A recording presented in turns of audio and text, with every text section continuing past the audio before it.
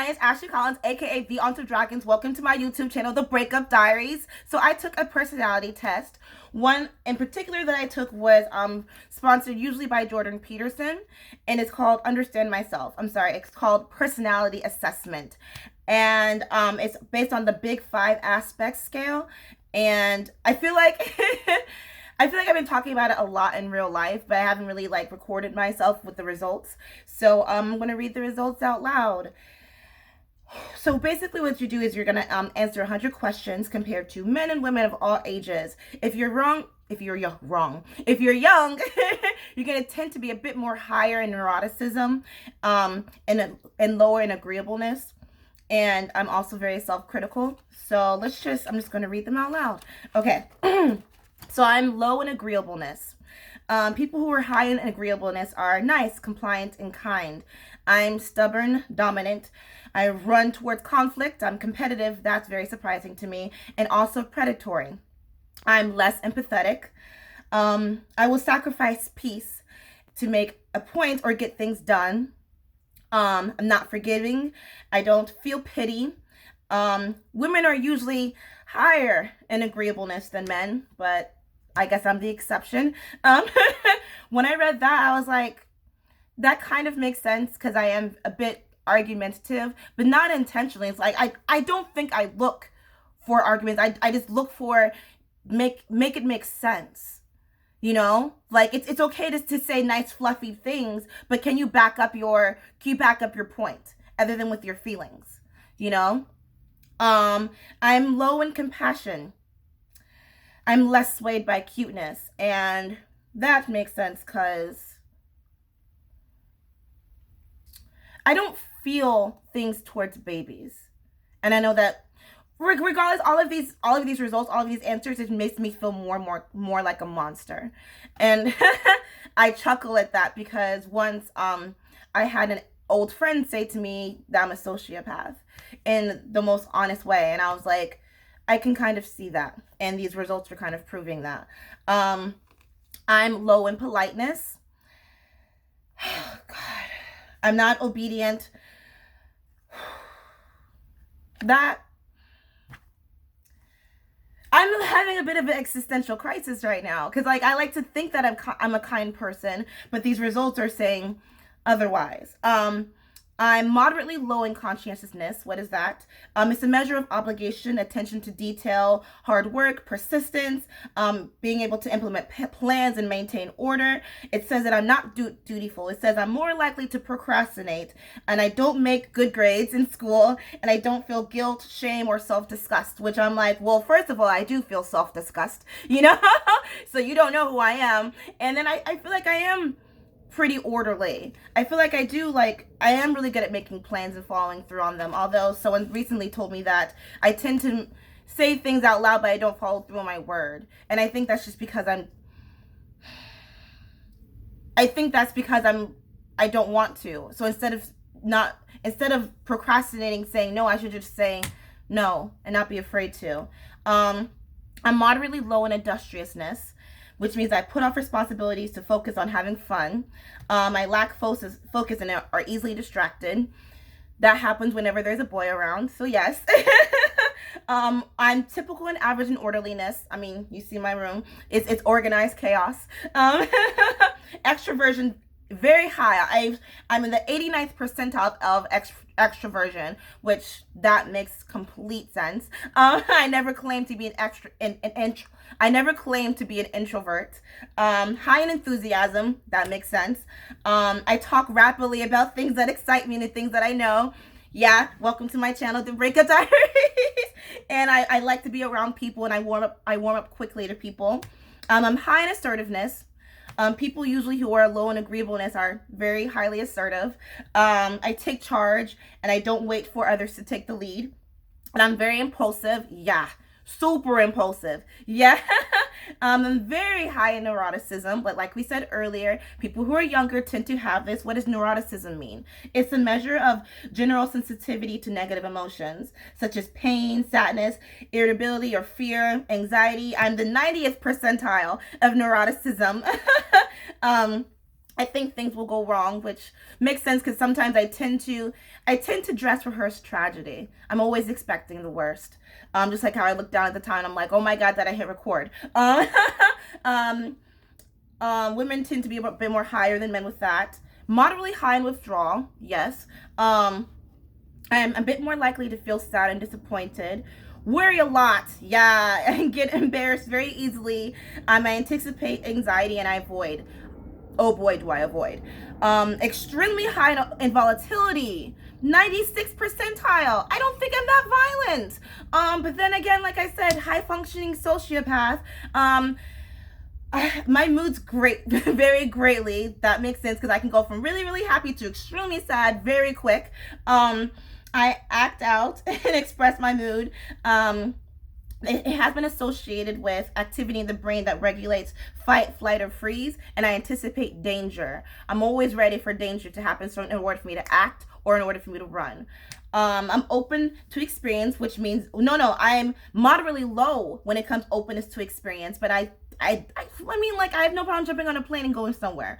I'm very low in intellect. Let me say that again. That's ironic. I'm very low in intellect, but I've never claimed to be smart. But usually, with this test, it said that I have low interest in new ideas. It's not related to IQ. But once again, like I said, I never claimed to be intelligent. I just know how to pass a test. I'm very high in openness, very creative. I love beauty. I need an outlet for my creative ability. This is making sense. I am imaginative and I love to daydream. But it's difficult to transform my creativity into money or career. More useful in banking, accounting, and law. And people who liberals usually have these kind of results, which is interesting because people usually say I tend to lean more towards the conservative side. Now the 16 personalities test, right? Usually, like, when we do these personalities tests, it first started with the Myers-Briggs test, right? And people like leapt on top of it because they want to understand themselves. They want to understand, and the reason why I took this test is I'm trying to understand why I behave the way that I do. And moving back home, I think I've said this before, a lot of things are making sense. The lack mindset, the being kind that's kind of borderline manipulative in order to get something that you want. So yeah, it's a 16 personalities test. I am an ENFPT campaigner, which means that I'm extroverted. Yeah, we can all agree that I'm an extrovert, okay? Intuitive. When making decisions, I feel more than I rationally think. Let me say that again. When making decisions, I feel more than I rationally think. Never claim to be smart. In tactics, I'm more prospecting than judging. My identity, oh God, I'm 82% turbulent. God. Like, if anyone considered dating me, like, watch this video, like, nah, man, she crazy. And I'm unconfident in my abilities and decisions. I embrace big ideas, and I have vibrant energy. I'm a true free spirit. Yes, I am indeed. Got that right? I like making emotional connections. Campaigners are fiercely independent. Yes, and much more than, and they want much more than stability and security, they crave freedom and creativity. Yeah. People who are campaigners are Robert Downey Jr. and Robin Williams. So I'm like, I don't think that's a bad-ish thing to be compared to their personality types. I'm curious, observant, enthusiastic, and an excellent communicator. Thank you. I have poor practical skills, though. I find it difficult to focus and I overthink things. I'm a professional overthinker. I stress out very, very easily. Highly emotional, independent. So when I got these results, I went on my Instagram stories and I was like,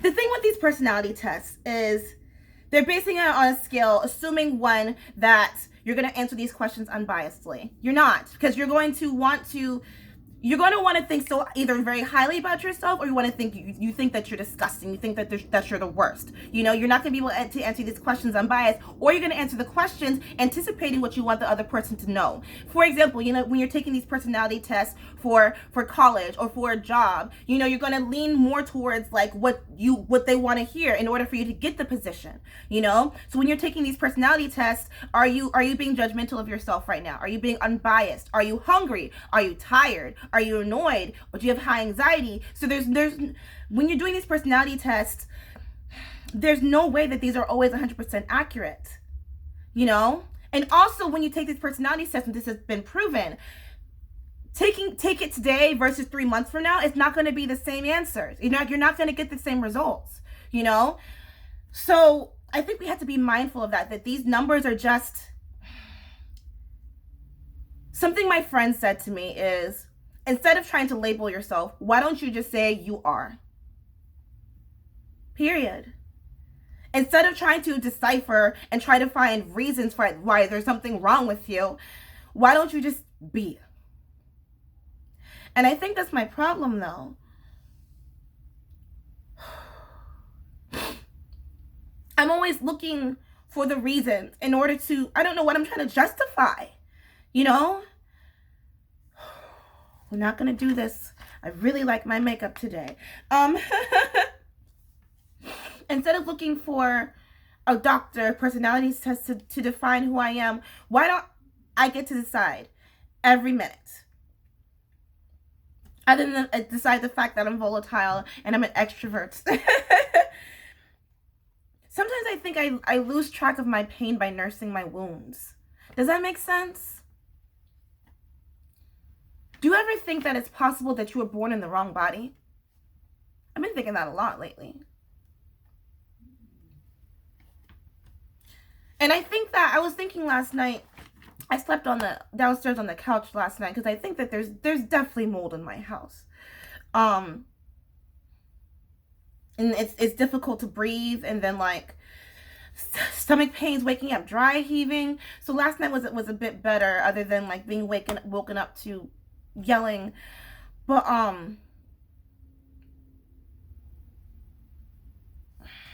I think that the fact that I'm low on agreeableness, I think that just shows that you're not going to take advantage of me. I think the fact that I'm low on compassion means that you're not going to tell me a sob story in order to get away with something, you know? And I know that I tend to cry very often, but I think that those tears are just based off of an overwhelming emotion that I don't think is a bad thing. And I think that there's a difference between being compassionate and being a fool.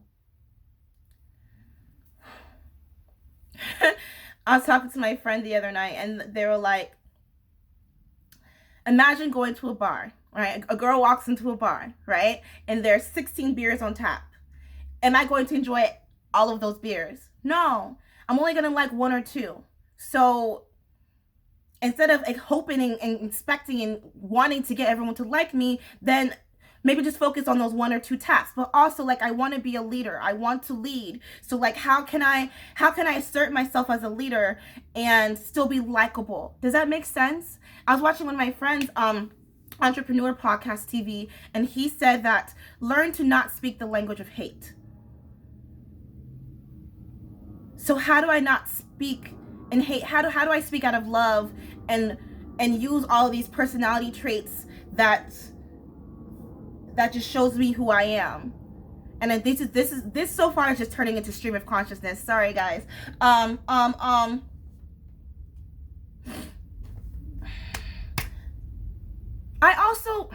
also don't take advice, because advice are just opinions, and I want to learn to think for myself. Because this past year I wasn't allowed to think for myself. You know, I based all of my decisions on trust and thinking that everyone else knows what's best for me. You know, and I want to be more effective. I want to be so much more effective in everything that I am personally good at. You know, I don't want to be an effective basketball player. That's not going to be useful for me in my life, you know? And I want to do great work for people who matter. And who matters? You, silly. Whoever is watching, whoever's absorbing. Never claim to be smart. When you know better, you do better. Someone said that to me.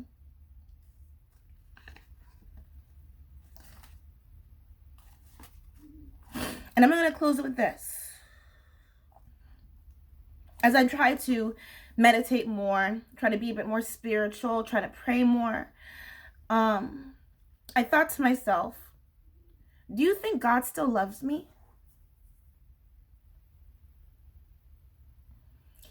To everything that I'm currently doing.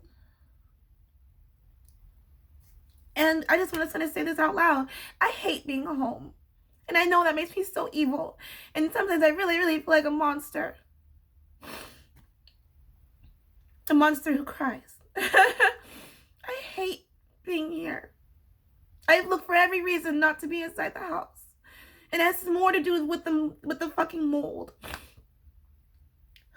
Like, God, the other day I spent hours in a bar. Hours. Not getting trashed. I was just sipping, because I was like, I just don't want to be in this house. I shouldn't send this. I'm going to do it anyway. Take these personality tests with a grain of salt. You define who you are. You fill in the blank. Just be. Okay.